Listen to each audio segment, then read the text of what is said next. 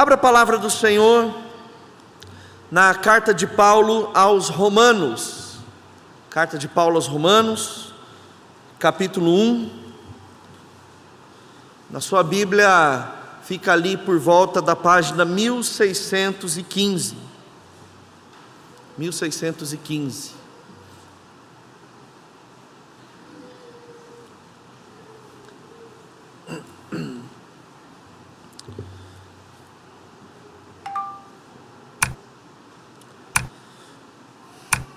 Vamos orar mais uma vez. Deixa a sua Bíblia aberta. Senhor Jesus, tenha misericórdia das nossas vidas, ó Deus. Diante de Ti confessamos os nossos pecados e clamamos, ó Deus, a Ti o perdão sobre eles. Tira do nosso coração as distrações, ó Deus. Às vezes nós viemos à igreja com a cabeça lá fora. Estamos com tantas preocupações e dividimos a atenção no nosso coração com a Tua palavra, que é muito mais preciosa, porque ao longo da nossa semana, talvez essa seja a única oportunidade que teremos de estar juntos, reunidos, cultuando o Senhor. Por isso nos ajuda, Senhor, a aprumar o nosso coração no Senhor, enquanto cantamos, enquanto lemos a Bíblia, enquanto oramos, enquanto meditamos sobre ela.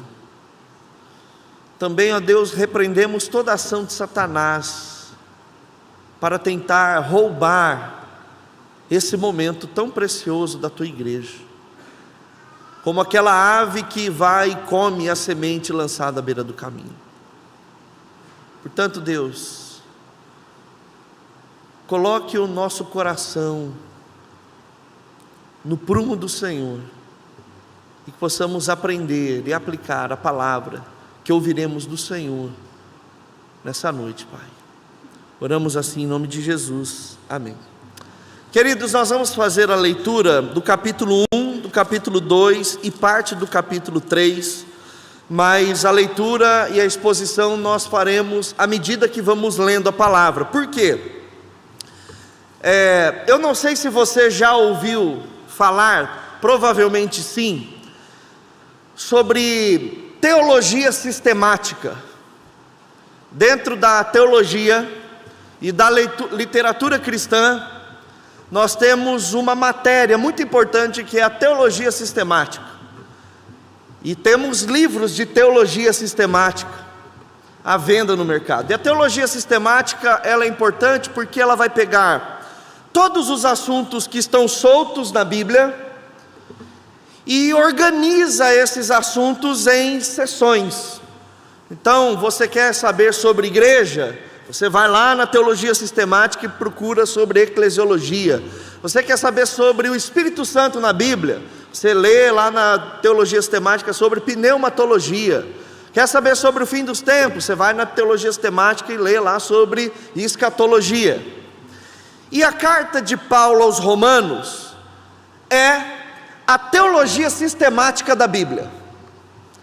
Porque Paulo conseguiu condensar nessa carta 90% dos assuntos, de todos os assuntos que são tratados na Bíblia. Na teologia sistemática de Romanos, nessa carta tão maravilhosa, Paulo ele vai falar sobre salvação, sobre igreja, sobre criação, sobre Deus Pai, Deus Filho, Deus Espírito Santo. Ele vai falar sobre aliança, ele vai falar sobre contribuição, ele vai falar sobre lei, ele vai falar sobre graça, ele vai falar sobre filiação, ele vai falar sobre escatologia, ele vai falar sobre tudo. Tanto que João Calvino, o grande reformador, ele disse que se o cristão ler e entender Romanos, ele consegue entender a Bíblia toda, porque a carta de Paulo aos Romanos é a chave de entendimento sobre todos os demais assuntos da Bíblia. E não é de se estranhar que Agostinho de Hipona, Martinho Lutero e John Wesley foram tocados pelo Evangelho de Jesus Cristo quando se depararam com a carta de Paulo aos Romanos. Esses três grandes homens, referência de toda a cristandade, foi lendo a carta de Paulo aos Romanos que eles tiveram então um encontro profundo, verdadeiro com o Senhor Jesus Cristo. E essa carta, ela é muito importante, além de todos os assuntos que Paulo trata nela, porque a igreja de Roma já era, talvez, a igreja mais consolidada na época de Paulo. Não foi Paulo que plantou a igreja em Roma, tampouco foi Pedro que plantou essa igreja em Roma. Na verdade, a igreja em Roma, ela não teve muito contato apostólico. Ela muito provavelmente foi formada por aqueles judeus que se converteram no Pentecostes e voltaram para a grande capital do império, e ali então plantaram uma igreja. Só que a igreja de Roma, ela tinha tanto judeus quanto gentios, ou seja, estrangeiros. Só que a composição dessa igreja, muito provavelmente, era de grande maioria gentílica. Tinha um grupo de judeus importante, influentes, mas a grande composição era de gente oriunda de outras religiões e que se converteram ao cristianismo. E um dos temas que Paulo trata nessa carta é que para Paulo a igreja é a grande comunhão de judeus e gentios. A igreja é o cumprimento da promessa que Deus deu a Abraão, dizendo que benditos seriam todos os povos da terra, que o Senhor Jesus Cristo reuniria para si gente de toda língua, tribo e nação. Então, na cabeça do apóstolo Paulo, a igreja e a igreja de Roma deveria ser essa comunhão de pessoas totalmente diferentes, unidas pelo Evangelho. E isso é muito importante a gente entender, para que possamos interpretar de modo correto, especialmente esses 3 capítulos que nós faremos a leitura, e entender o que Paulo está tratando, quais são as lições que nós temos desse texto e como nós podemos aplicá-lo em nossa vida. Então nós vamos lendo, aplicando, conversando sobre ele à medida que temos em nossa mente todas essas informações e essas considerações iniciais sobre a carta de Paulo aos Romanos, certo, gente?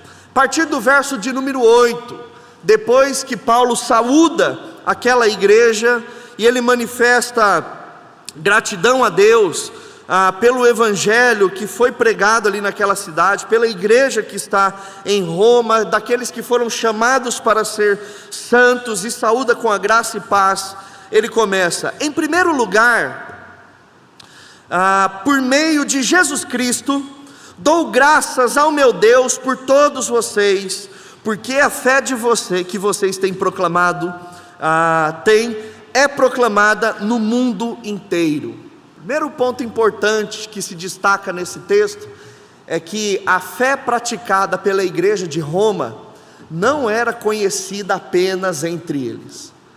Paulo deixa muito claro que a fama dessa fé, ela já estava sendo proclamada e era conhecida no mundo todo. Talvez a igreja da capital do império servia de estímulo e encorajamento para as demais igrejas que estavam sendo surgidas.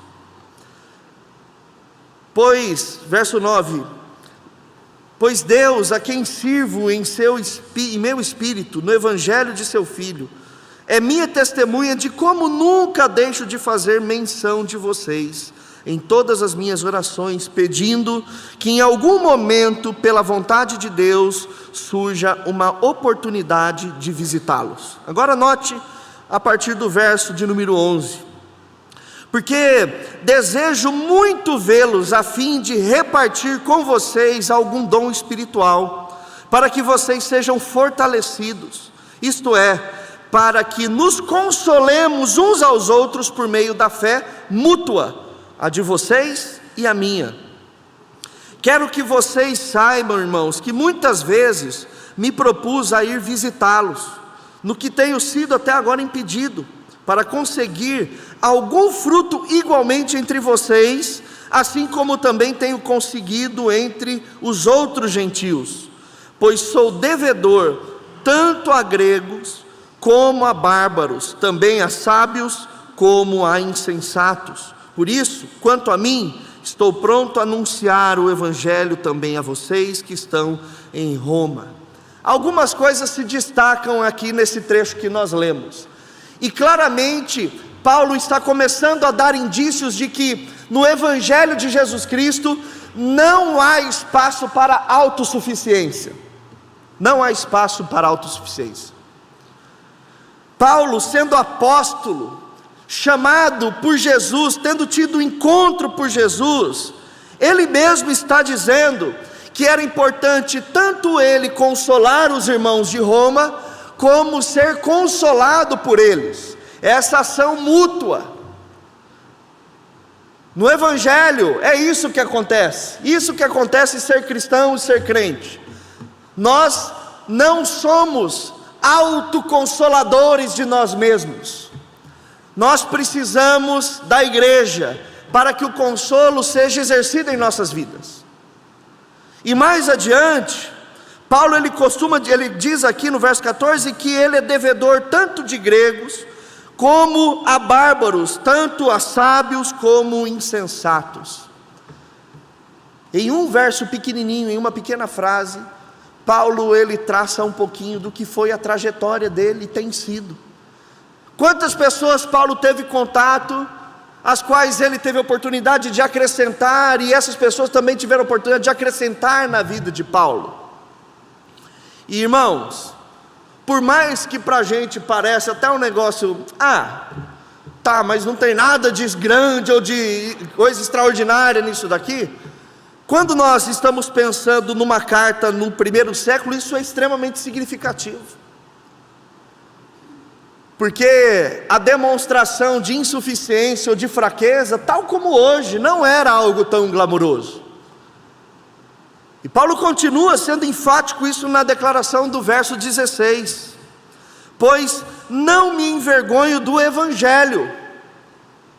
A pergunta que esse texto faz é: quais são as razões, ou quais seriam os motivos pelos quais Paulo poderia se envergonhar do evangelho? Por que é vergonhoso o evangelho? Pela sua mensagem de arrependimento, de submissão, de renunciar quem você é, de se render a um movimento que começou numa região extremamente pobre, minúscula, insignificante, chamada Galileia. Não é um movimento que começou na grande cidade de Roma, não é um movimento que começou na grande cidade de Corinto ou Atenas, o país, a Grécia que influenciava todo o mundo romano. Começou num distrito chamado Israel, que dava muito problema para Roma. E Paulo, ele está dizendo que ele não se envergonha desse evangelho. Mas o que é esse evangelho? Ele mesmo responde: porque é o poder de Deus para a salvação. Outra pausa aqui. O poder de Deus para a salvação. Paulo está tirando o mérito do ser humano nessa jornada rumo à salvação. A salvação só se dá pelo evangelho, que é o poder de Deus. Enquanto as religiões e os movimentos dizem que depende de você, Paulo está dizendo que depende unicamente do poder de Deus. Enquanto os outros movimentos e as outras religiões diziam: faça por onde, você é o cara, é o seu potencial que vai levar a algum lugar, Paulo está dizendo: não, a salvação só se dá através do poder de Deus para a salvação, porque caso contrário nós estaremos perdidos. Mas a salvação de quem? De todo aquele que crê, Primeiro do judeu, porque a mensagem progressiva da salvação começou com Abraão, depois com o povo judeu, e depois também do grego, aqui representando todos os demais povos da terra. Porque a justiça de Deus se revela no Evangelho, de fé em fé, como está escrito: o justo viverá por fé. O texto lá do Antigo Testamento. Mas é muito importante que nós tenhamos em nossa cabeça que toda vez que surge a expressão fé no Novo Testamento, ela precisa ser traduzida como crer em Jesus Cristo. Ela é diferente do pensamento positivo, ela é diferente da perseverança, porque na nossa sociedade hoje, a gente dá o significado de fé em capacidade de acreditar até o fim, de ser otimista que alguma coisa vai dar certo. Mas a Bíblia, ela nos dá o significado diferente de fé. Fé é crer em Jesus Cristo. Então toda vez que você ler fé, leia crer em Jesus Cristo. Então ficaria assim o verso 17: porque a justiça de Deus se revela no Evangelho, de crer em Jesus, como está escrito: o justo viverá por crer em Jesus. Por crer em Jesus. Esse é o Evangelho, esse é o poder de Deus. Paulo, ele está dizendo que não há autossuficiência em nossa caminhada cristã. Nós somos dependentes da graça do Senhor Jesus. E como que, se não tivesse ficado talvez claro para os leitores, Paulo começa a mergulhar profundamente no coração do ser humano. A partir do verso 18, nós vamos ver Paulo dizendo que Deus está de olho na humanidade. Ele fala assim: a ira de Deus se revela do céu contra toda impiedade e injustiça dos seres humanos, que por meio da sua injustiça suprimem a verdade. Paulo está dizendo: Deus está vendo o que os homens estão fazendo, eles estão suprimindo a verdade por meio da injustiça, e Deus está revelando a sua ira por conta de uma humanidade que é impiedosa, que é injusta. E Paulo aqui ele está focando especialmente os gentios nesse texto, os não judeus. E aí Paulo, a partir do verso 19, ele vai mostrar que não há desculpas para o não judeu, aquele que não tem uma tradição religiosa, de negar a existência de Deus. Olha o que Paulo está dizendo: pois o que se pode conhecer a respeito de Deus é manifesto entre eles, porque Deus lhes manifestou. Como? Porque os atributos invisíveis de Deus, isto é, o seu eterno poder e a sua divindade, claramente se reconhecem desde a criação do mundo, sendo percebida por meio das coisas que Deus fez. Por isso, os seres humanos são indesculpáveis. Paulo não deixa espaço para dúvida. Ele está dizendo que todo ser humano é indesculpável. Se algum dia lá no céu chegar alguém diante de Deus e falar assim: Deus, eu não sabia, Deus, nunca ninguém me falou, Deus vai dizer: você é indesculpável, porque eu deixei a minha assinatura na minha criação. Era assim possível me conhecer através dos meus atributos invisíveis, que eu coloquei claramente na criação do mundo. É isso que Deus está dizendo por intermédio de Paulo. Não há desculpa.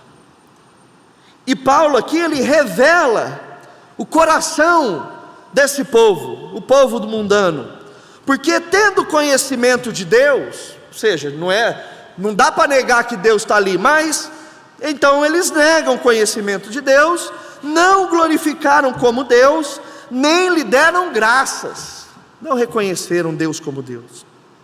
Pelo contrário, se tornaram nulos em seus próprios raciocínios. O texto original aqui dá uma força de ignorar por completo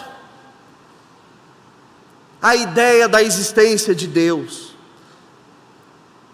E o coração insensato deles se obscureceu, fechou as portas uma vez por todas para Deus, dizendo que eram sábios, suficientes, autossuficientes, se tornaram tolos. Os irmãos se lembram do texto, né? Diz o tolo em seu coração, não a Deus. E trocaram a glória do Deus incorruptível por imagens semelhantes ao ser humano corruptível, às aves, aos quadrúpedes e aos répteis.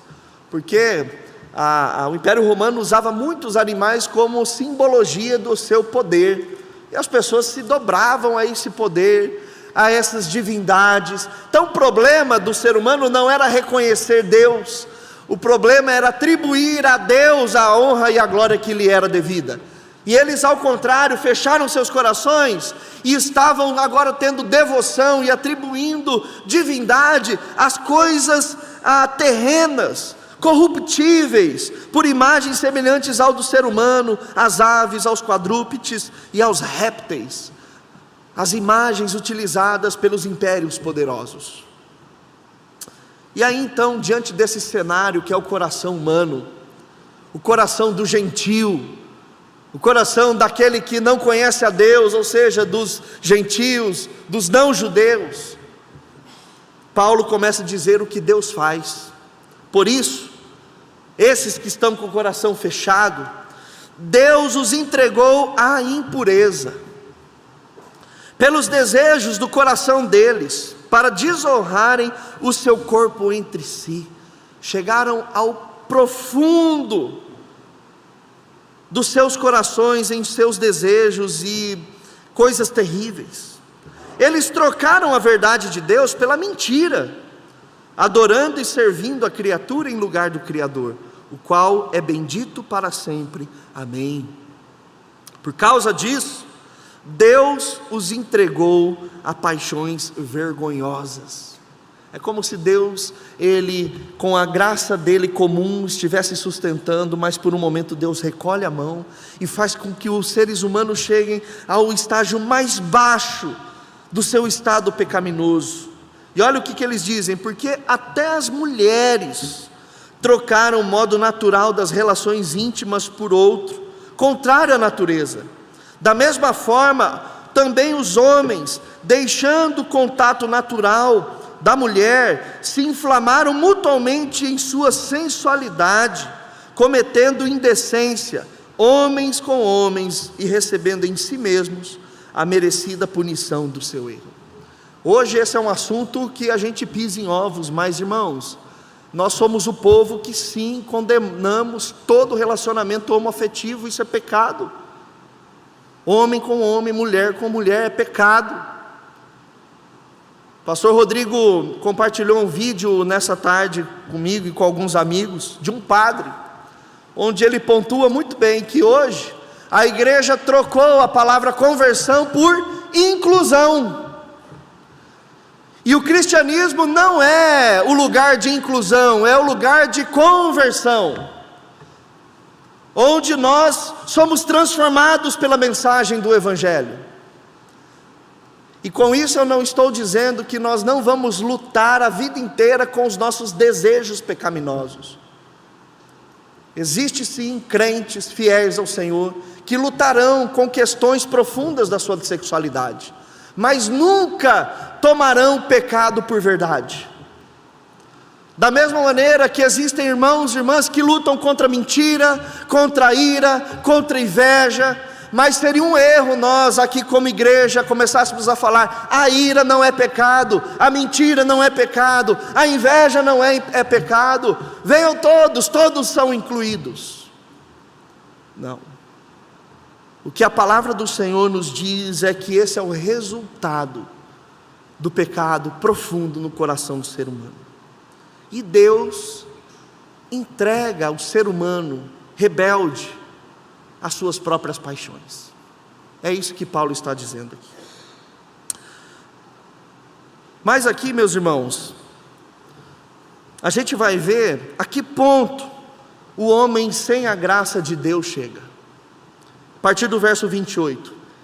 E por haverem desprezado o conhecimento de Deus, o próprio Deus os entregou a um modo de pensar reprovável. Começa a achar que é certo aquilo que Deus reprova, para praticarem essas coisas que não convém. A gente começa a normatizar, achar que é normal. Estão cheios de todo tipo de injustiça, perversidade, avareza e maldade. Estão cheios de inveja, homicídio, discórdia, engano e malícia. São difamadores, caluniadores, inimigos de Deus, insolentes, arrogantes, orgulhosos, inventores de males, desobedientes aos pais, insensatos, desleais, sem afeição natural e sem misericórdia. Embora conheçam a sentença de Deus, porque eles sabem no íntimo que tem um Deus lá que no final estará diante deles, dos que praticam tais coisas são passíveis de morte. Eles não somente as fazem, mas também aprovam as que as praticam. Paulo está mostrando àquela igreja, dando um retrato real do que são os pagãos, do que é o ser humano sem contato com Deus. Lembra que a carta aos Romanos foi entregue a uma igreja que tinha judeus e gentios? Imagina essa carta sendo lida lá na igreja de Roma. Os judeus estão lendo essa carta e estão olhando para os gentios, falando: está vendo como é a classe de vocês? Vocês que não têm a lei, vocês que não têm Moisés, cujos referenciais não são as tábuas da lei ou o Monte Sinai. Eles estão olhando para os judeus, enquanto Paulo está pegando pesado, dizendo que eles não são autossuficientes. Tanto que, se você olhar toda a narrativa aqui, Paulo sempre escreve apontando para eles. Eles são isso, eles fizeram isso. Os gentios, os de fora, aqueles que não pertencem à tradição judaica. Mas olha como Paulo começa o capítulo 2. Por isso, agora não eles, você é indesculpável. Os judeus estão olhando da igreja falando: o quê? Nós? Como assim? Quando julgo os outros? Porque ser um cristão gentil era ser um cristão de segunda classe, não importando quem você é. Olha que forte que Paulo ele está dizendo. A casa caiu para os judeus crentes, que mantinham ali enraizadas suas grandes tradições, colocando um fardo pesado sobre os outros crentes, quando julga os outros, não importando quem você é. Pois naquilo que julga o outro, tudo isso aqui que a gente leu no capítulo 1, você está condenando a si mesmo, porque pratica as mesmas coisas que condena. Bem sabemos que o juízo de Deus é segundo a verdade contra os que praticam tais coisas. E você, que condena os que praticam tais coisas, mas faz o mesmo que eles praticam, pensa que conseguirá se livrar do juízo de Deus? Pensa mesmo isso? Olha o verso 4.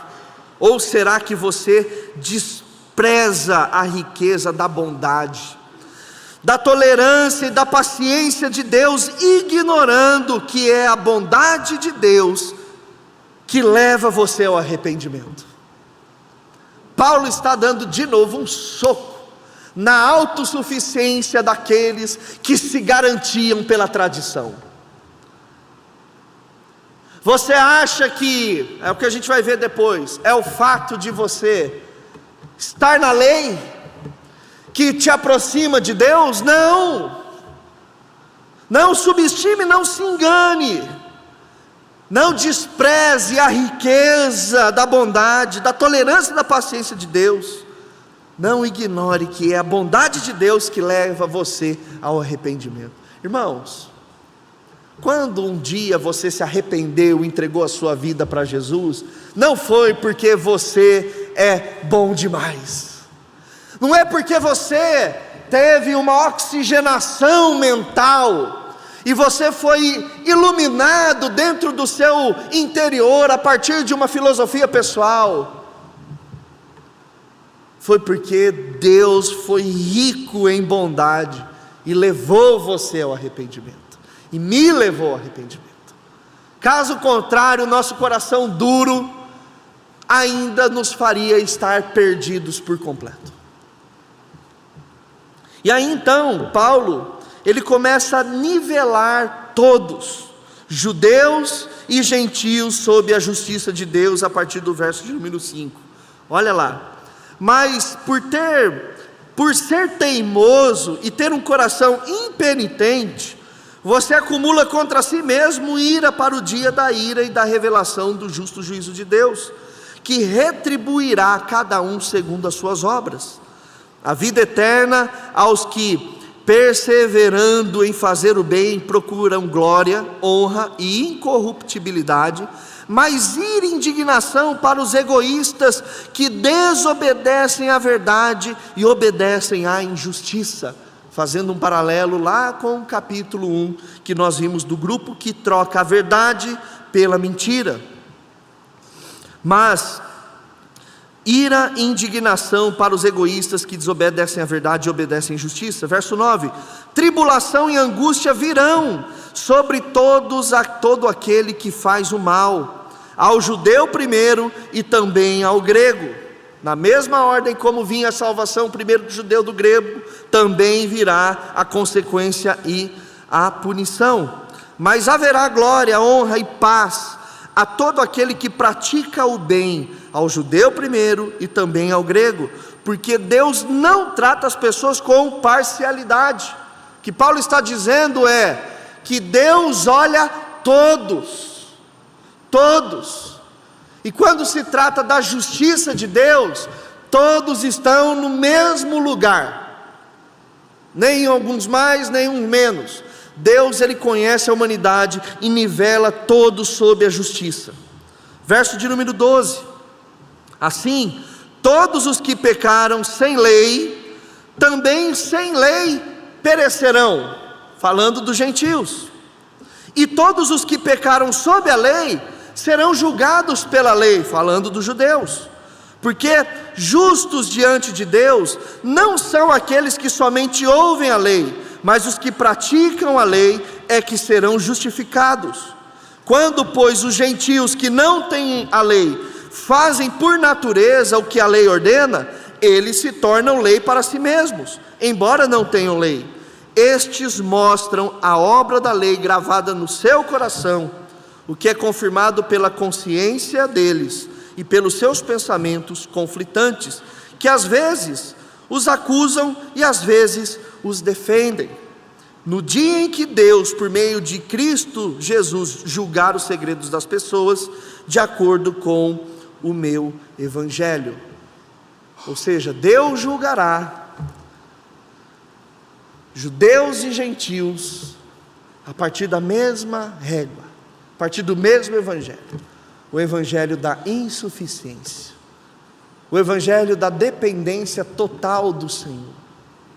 Por isso que o povo de Deus, meus irmãos, deve ser um povo de humildade. Humildade precisa ser uma das nossas características essenciais, porque a justiça de Deus sobre nós não se dá através do nosso desempenho, mas através do poder do evangelho, através da bondade de Deus em nos levar ao arrependimento. É isso que nós chamamos de graça, a fé em Jesus Cristo. E aí Paulo, ele vai fazer um grande alerta a partir do verso de número 17, contra o orgulho e a ilusão. Ele diz assim: mas se você diz que é judeu, confia na lei e se gloria em Deus, se você conhece a vontade de Deus e prova as coisas excelentes, sendo instruído na lei, se você está convencido que é guia dos cegos, luz do que se encontram nas trevas, instrutor dos insensatos, mestre de crianças, tendo na lei a forma da sabedoria e da verdade, você, pois, que ensina os outros, não ensina a si mesmo? Hipócrita, iludido, ensina os outros, mas não ensina a si mesmo. Você que prega que não deve roubar, rouba. Você que diz que não deve cometer adultério, adultera. Você que detesta ídolos, rouba os templos. Você que se gloria na lei, desonra a Deus pela transgressão da lei. Pois como está escrito, o nome de Deus é blasfemado entre os gentios, por causa de vocês. Paulo expõe de modo claro o orgulho e a ilusão daqueles que são autossuficientes, daqueles que se acham alguma coisa na sua obra diante do Senhor. E aí Paulo aqui, ele finaliza essa parte, mais uma vez dando um duro golpe, o golpe final na hipocrisia e na autossuficiência humana. Verso 25, a circuncisão tem valor se você, judeu, pratica a lei, mas se você é transgressor da lei, a sua circuncisão já se tornou incircuncisão, é como se ela não existisse em você. Portanto, se a incircuncisão observa os preceitos da lei, não será essa a incircuncisão considerada como circuncisão? Ou seja, tem gente que não é judeu, que observa e pratica a lei, eles não são circuncidados, mas não será isso que é a verdadeira circuncisão? A prática daquilo que Deus exige? Verso 28, porque não é judeu quem o é apenas exteriormente, nem é circuncisão a que é somente na carne, porém judeu é aquele que o é interiormente, e circuncisão é a do coração pelo Espírito, não segundo a letra, e cujo louvor não procede de seres humanos, mas de Deus. Paulo ele finaliza esse trecho deixando todos talvez com uma pergunta: o que faremos? O que será de nós? Porque nós estávamos nos apegando em coisas que não impressionam o coração de Deus. As nossas práticas, elas não estão impressionando Deus, que conhece todo mundo e nivela todo mundo a partir da sua justiça. E aí então é quando Paulo ele vai dar uma resposta, a partir do verso 9 do capítulo 3, para os nossos últimos textos.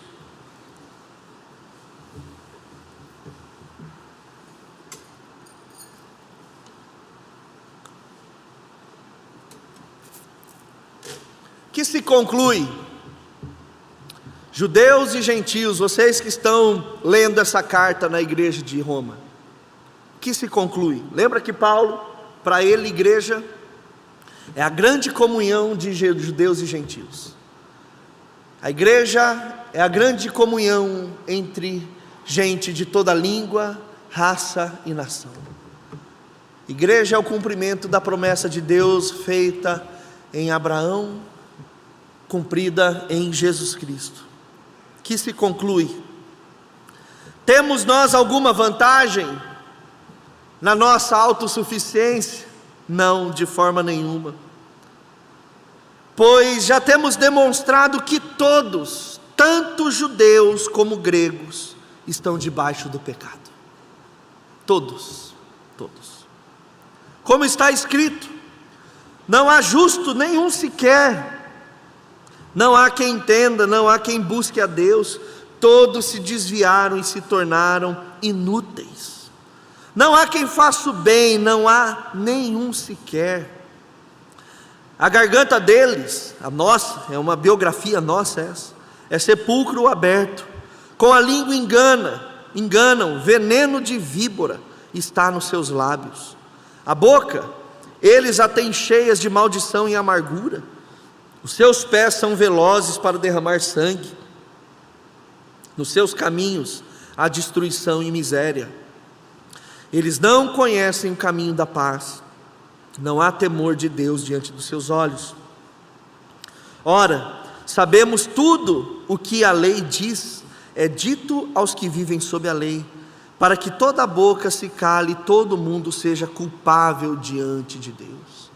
Judeus e gentios sempre estarão diante de Deus, com lei ou sem lei. Deus não pode ser negado. Verso 20: porque ninguém será justificado diante de Deus por obras da lei, pois pela lei vem o pleno conhecimento do pecado, porque nós não conseguimos nos adequar, cumpri-la perfeitamente. Então a lei serve só para confirmar que somos pecadores. Verso 21: mas agora, aí é o grande finale de Paulo, sem lei, a justiça de Deus se manifestou, sendo testemunhada pela lei e pelos profetas. Olha que linda essa expressão, que a justiça de Deus se manifestou sendo testemunhada pela lei e pelos profetas. Tem um texto e uma história bíblica que a gente vê isso. Evangelho de Mateus, capítulo de número 17, Jesus ele sobe para orar no monte. E ali acontece algo extraordinário. Enquanto estavam orando, aparece diante dos olhos dos discípulos, Moisés e Elias. Aparecem junto com Jesus, a justiça de Deus, para testemunhar ele. Moisés, a lei, e Elias, os profetas. E eles estão testemunhando ali a justiça de Deus, não a lei, mas o Cristo, que é a justiça de Deus, que fez justiça em nosso lugar. O verso 22, é a justiça de Deus, mediante a fé em Jesus Cristo. É a justiça de Deus que se dá mediante o crer em Jesus Cristo, para todos, e sobre todos os que creem, judeus e gentios, porque não há distinção, pois todos pecaram e carecem da glória de Deus, sendo justificados gratuitamente por sua graça, mediante a redenção que há em Cristo Jesus, a quem Deus apresentou como propiciação, ou seja, pagamento, no seu sangue mediante a fé. Deus fez isso para manifestar a sua justiça, por ter ele na sua tolerância, deixando impunes os pecados anteriormente cometidos.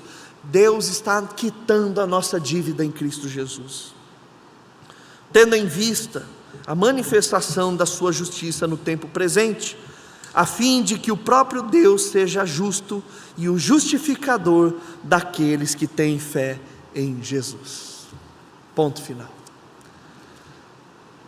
O que nós acabamos de ler, meus irmãos, é uma preciosidade e talvez a verdade mais extraordinária do Evangelho. Paulo ele expôs o problema da humanidade de dois pontos de vista diferentes, do ponto de vista do judeu e do gentio, porque essa igreja tinha judeu e gentio, e nessa igreja tinha gente que se achava mais do que as outras, gente que se achava mais autossuficientes pela caminhada de fé que tinha. E Paulo vem e derruba essa falácia, dizendo: não se engane, não se iluda, não seja hipócrita. O único valor que nós temos e o motivo da nossa celebração é que nós fomos alcançados pela graça de Jesus Cristo, pela graça dele. É a graça de Jesus Cristo em nossos corações. E a pergunta que eu faço para nós nessa noite, já aplicando essa palavra, é: o crédito é todo de quem? O crédito é todo do Senhor Jesus Cristo, meus irmãos. E por que que essa palavra ela é importante para nós e para termos uma vida saudável como crentes e como igreja? Você deve falar: Davi, mas aqui a gente não tem mais judeu, a gente não tem mais gentil, mas a gente tem gente diferente. Temos pessoas em momentos distintos da caminhada com Deus. Os judeus, eles se gabavam por terem tradição, por conhecerem mais, por estarem mais tempo envolvido com as questões da lei e da teologia. Em contrapartida, nós tínhamos os gentios, aqueles que estavam chegando na fé há pouco tempo, mas também eram pecaminosos e olhavam os judeus um tanto quanto desrespeitosos pelo seu legalismo. E Paulo, ele está dizendo: a única coisa que faz sentido nessa igreja que reúne pessoas totalmente diferentes umas das outras, em momentos diferentes, é quando a graça de Jesus é aplicada e nós passamos a não nos vermos como superiores, mas vermos como irmãos, E a primeira lição para aplicarmos no nosso coração é: se eu e você somos igreja, que não haja em nós a ilusão de nos acharmos melhores do que os outros. Porque o pecado que nós julgamos e acusamos no outro, Paulo diz: você faz igual. Talvez não faça os mesmos, mas faz outros. E isso te torna tão culpado quanto aqueles. Com isso, eu não estou dizendo que nós não devemos nos admoestar em amor, porque esse é o pecado da omissão. Se nós vemos os nossos irmãos pecando, ainda que ele fique bravo com você, nunca mais olhe na tua cara, mas é tarefa nossa como irmãos em Cristo, nos consolarmos mutuamente. E quando eu chego para o Lucas Rocha e confronto o pecado dele, não diz que eu sou melhor do que ele, mas eu amo ele. Da mesma maneira que quando ele chega e confronta o meu pecado, fala: Davi, você está pecando nisso. Não é que ele é melhor do que eu, ele é meu irmão em Cristo. Porque nós somos todos nivelados pela graça do Senhor. Admoestação é uma coisa, julgamento em superioridade é outra coisa totalmente diferente. Quando nos sentimos melhores, mais sabidos das coisas. Eu tenho uma experiência de igreja, eu já passei por tudo. Tá nada novo, é a mesma coisa, é o mais do mesmo. Arrogância, orgulho, vaidade, autossuficiência, gente que acha que não precisa do corpo da igreja junto como família. E a segunda aplicação, meus irmãos, que esse texto nos dá, ele dá muitas aplicações, mas é que a gente entenda de uma vez por todas que todo o mérito de nós sermos chamados filhos de Deus pertence ao próprio Deus. Pertence ao próprio Deus. As boas obras que nós fazemos e devemos fazer como crentes é uma resposta de um coração grato ao nosso Deus, que nos salvou, apesar de quem nós somos. Mas não estamos fazendo isso para acumular justiça própria e pessoal diante do Senhor. Nós não temos uma conta no céu, a qual nós vamos depositando valores que são transformados a partir de boas obras. Nós fazemos isso com uma profunda gratidão daquele que nos chamou, daquele que nos salvou, daquele que se fez justiça em nosso lugar, por gratidão no nosso coração. Mas é uma tremenda bobagem acharmos que somos autossuficientes, que quem faz o nosso caminho diante de Deus somos nós mesmos. Paulo disse: tolo é você que acha que o arrependimento não é obra da bondade de Deus. Ele que precisou te conduzir ao arrependimento. Irmãos, essa é a mensagem, esse é o poder do Evangelho, que nós não devemos nos envergonhar. Se algum dia alguém te parar na rua e falar assim: você é crente, você é fraco, você fica choramingando diante de um Deus, você fica dizendo que você é falho, que você é pecador, nossa, que reunião mais down é essa? Não, aqui no mundo a gente faz e acontece. A gente é predador, não é presa. Você pode falar assim: olha, pode ficar com esse conceito, com esse valor, porque a única coisa que eu posso me alegrar e me gloriar é que Deus um dia se lembrou de mim, pecador, fraco,